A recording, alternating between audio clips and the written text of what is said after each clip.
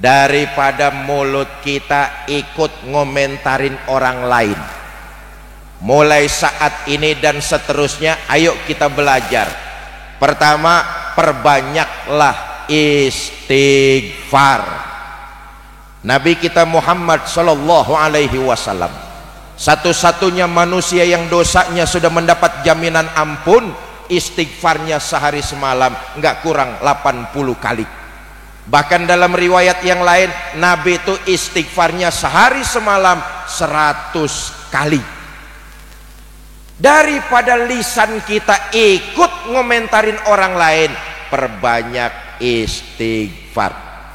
Astaghfirullah Rabbal baraya, astaghfirullah minal khataya, astaghfirullah.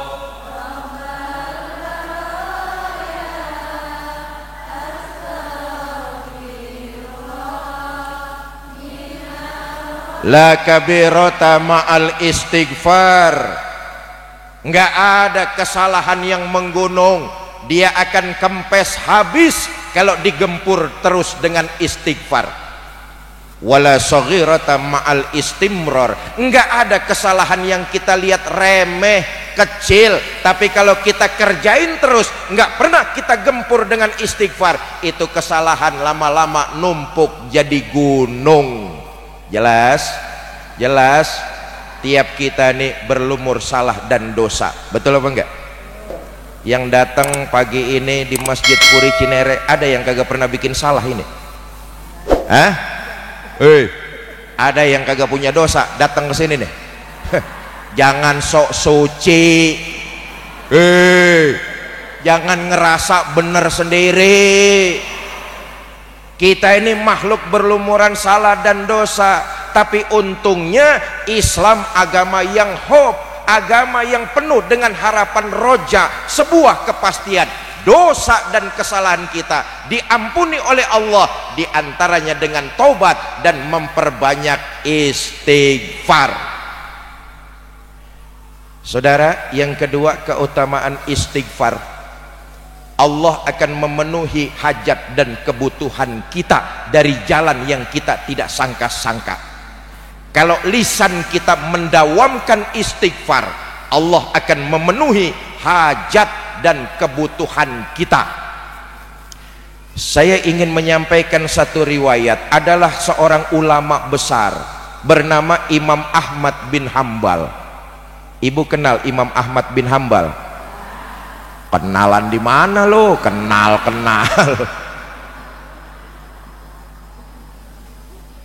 Satu hari Imam Ahmad bin Hambal hatinya pengen banget datang ke Baghdad, Irak. Padahal di Baghdad Imam Ahmad bin Hambal enggak punya murid, enggak punya kenalan, enggak ada keluarga. Tapi hatinya pengen banget datang ke Baghdad. Berangkatlah beliau ke Irak tuh. Sampai di Baghdad hari menjelang senja, mampir di masjid, datang waktu sholat maghrib, ikut sholat berjamaah. Selesai sholat beliau tadarus baca Quran sampai datangnya waktu isya. Isya seikut sholat berjamaah. Selesai sholat berjamaah, wirid, zikir, doa. Imam Ahmad bin Hambal buka jubahnya, buka gamisnya, buka sorbannya, dilipat dijadiin bantal. Imam Ahmad bin Hambal pengen istirahat. Perjalanan dari kampungnya ke Irak jauh, pengen istirahat di masjid. Lagi siap-siap mau ngelempengin badan, datang merbot. Pak, nggak boleh tidur di masjid. Masjid tempat sholat, bukan tempat tidur. Kalau mau tidur keluar aja, jangan tidur di masjid. Kata Imam Ahmad bin Hambal, Pak, saya ini musafir, datang dari jauh, saya pengen numpang istirahat sebentar aja. Nggak bisa. Masjid tempatnya sholat, sholat isya sudah selesai, sebentar lagi lampu saya mau mati-matiin, pintu saya mau kunci. Kalau bapak mau tidur keluar aja, jangan di dalam masjid. Ya Allah, ulama besar Imam Ahmad bin Hambal diomel-omelin merbot. Merbot suwe.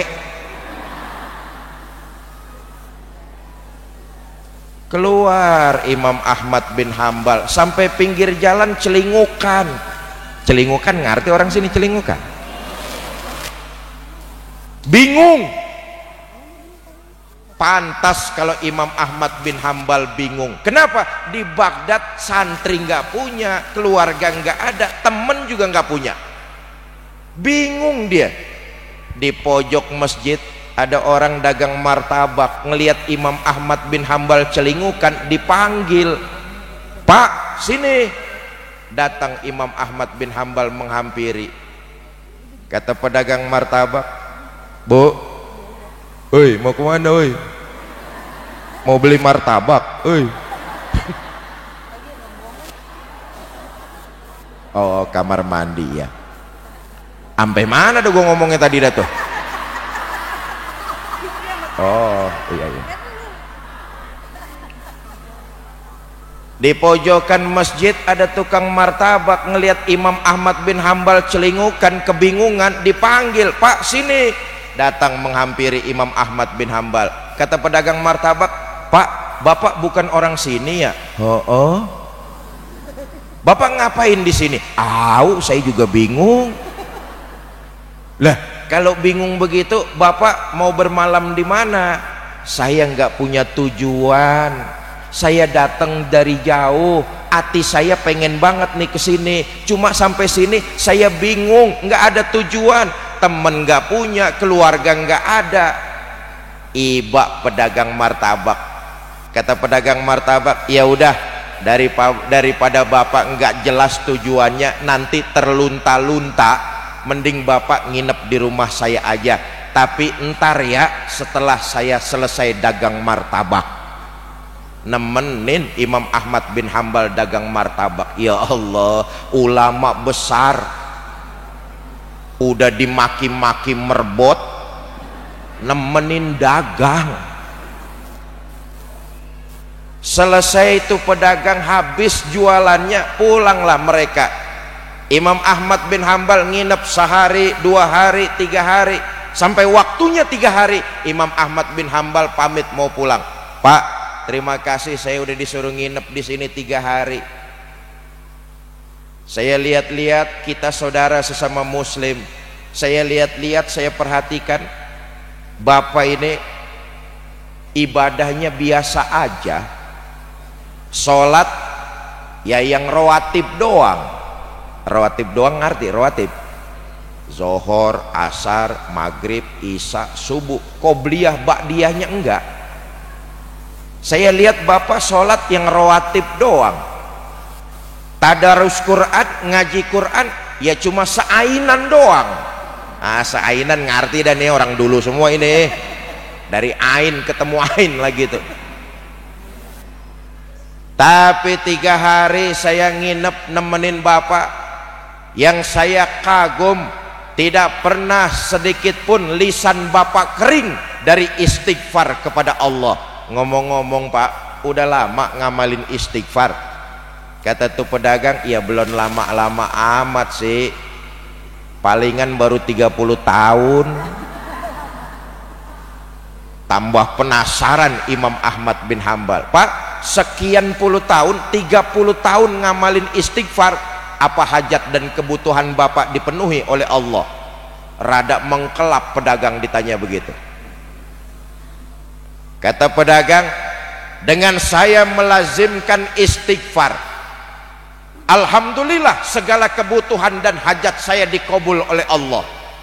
Walaupun saya ikhtiarnya dagang martabak setiap hari, tapi anak-anak saya besar, kuliahnya lulus semua. Alhamdulillah jadi orang, saya sanggup membiayai anak-anak saya pendidikannya. Alhamdulillah mereka jadi orang-orang besar. Allah mencukupi hajat dan kebutuhan saya dengan istighfar. Walaupun ikhtiar saya cuma dagang martabak doang." Makin penasaran Imam Ahmad. Kata beliau, "Masih ada nggak kepengenan Bapak yang belum dikabul Allah?" Ada. Saya dengar di daerah Ano ada ulama besar, ilmunya luas, muridnya banyak. Saya pengen banget silaturahmi sama ulama tersebut, tapi karena saya dagang martabak nggak berhenti-berhenti, belum punya waktu buat saya silaturahmi ke ulama itu. Kata Imam Ahmad, kalau boleh saya tahu itu ulama namanya siapa Pak? Ahmad bin Hambal. Sadarlah Imam Ahmad bin Hambal bahwa keinginan hatinya untuk datang ke kota Baghdad itu gara-gara didawamkan istighfar. Bukan cuma Imam Ahmad bin Hambal datang ke Baghdad, tapi juga nginep di rumah orang yang melafadzkan istighfar selama 3 hari 3 malam. Tanpa harus pedagang itu yang mendatangi Imam Ahmad bin Hambal, hatinya dibolak-balik oleh Allah karena pedagang martabak mendawamkan istighfar. Ya Bu, ya Bu.